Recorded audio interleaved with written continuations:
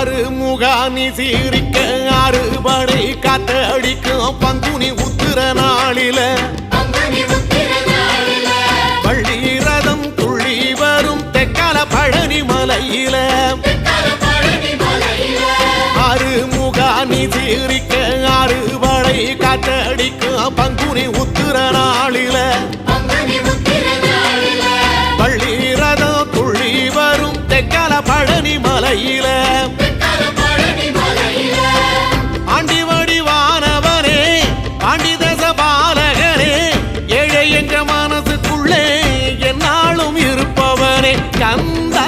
உன்னிடம் குறைகள் சொல்ல வேண்டும் வரங்கள் 1000 அள்ளி செல்ல